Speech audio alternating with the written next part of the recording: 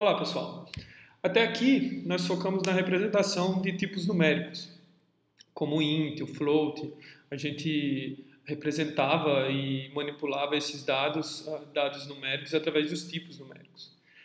No entanto, algumas informações elas não são idealmente representadas através dos tipos numéricos. Por exemplo, lembrando do nosso exemplo lá em que a UFCG, do ponto de vista da UFCG, é interessante que ela armazene alguns dados, algumas informações sobre o aluno.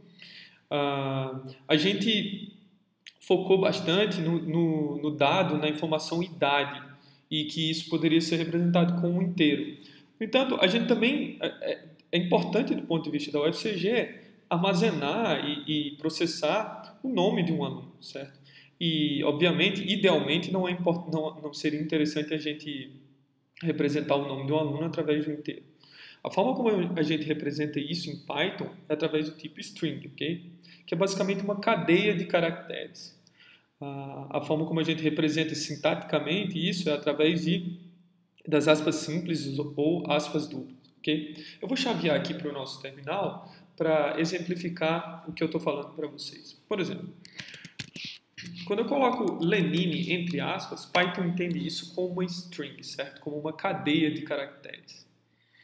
Obviamente que essa cadeia de caracteres pode estar separada por espaço. Se você disser que Lenine canta bem, isso é uma string que possui espaços também. Lembra que espaço também é um caractere, ok? Além disso, você pode, inclusive, dizer que uma string ela é um número, entre aspas, certo? Por que isso é importante que eu estou querendo mostrar para vocês? Porque Python interpreta isso, essa string 8, como uma string, não como um número. Portanto, se você tentar somar a string 8 com 2, o resultado não vai ser 10, certo? O resultado vai ser um erro. Por quê? Python diz para a gente aqui que ele não consegue concatenar uma string com um inteiro. O que é essa frase? O que é essa operação concatenar? Por isso que é importante eu mostrar esse exemplo para vocês. Concatenar é uma operação que a gente aplica muito a strings, que é, num termo bem informal, é juntar duas strings, ok? Colocar uma subsequente à outra. Por exemplo, se eu quiser juntar as duas strings Lenine e uma string canta bem, eu preciso utilizar um operador. A gente utiliza o mesmo operador que utilizava para somar dois inteiros, a gente utiliza para concatenar duas strings. Nesse caso,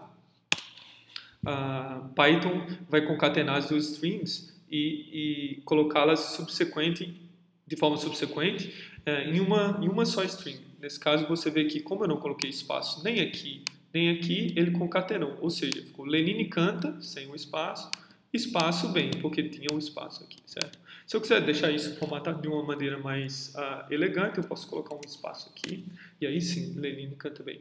Mas o que é interessante aqui é que a gente está utilizando o operador soma, que a gente utilizava para somar dois inteiros ou dois números de ponto flutuante, e a semântica aqui é diferente. A soma entre duas strings é a concatenação dessas strings, ok?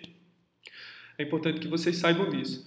Há também como concatenar uma string a ela mesma se você multiplicar essa string por um número inteiro. Por exemplo, se eu multiplicar Lenine por 3, ele vai concatenar essa string 3 vezes, certo? Ele vai me retornar uma única string com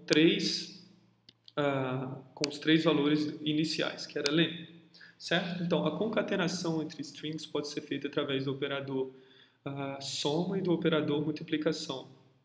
É importante lembrar que, se você for utilizar o operador de multiplicação, você tem que concatenar uma string você tem que utilizar como operando uma string e um número. Se você for concatenar duas strings com o operador soma, tem que ser feito através de duas strings. De novo, a concatenação entre 8 e um número inteiro não é possível ser feita, certo? Se você quiser concatenar 8 com 2, você precisa informar para Python que 2 é uma string também. E o resultado não vai ser 10, obviamente, porque ele interpreta isso como uma string e não como um inteiro. Então, a concatenação é, obviamente, 82. Certo? Eu vou limpar aqui para falar de um outro assunto.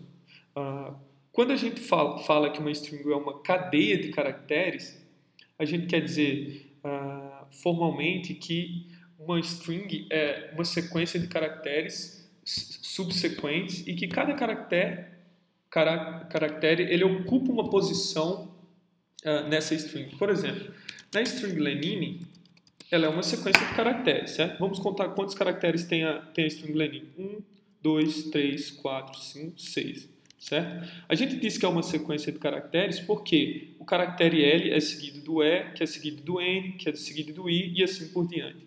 E cada caractere está atribuído a uma posição nessa string. As posições começam em 0 e terminam em n-1, onde n é o tamanho da string. Por exemplo, na posição 0 de Lenine, está o caractere L. Se eu quiser acessar, indexar esse caractere, se eu quiser acessá-lo, eu coloco isso entre colchetes e acesso o primeiro caractere de uma string, certo?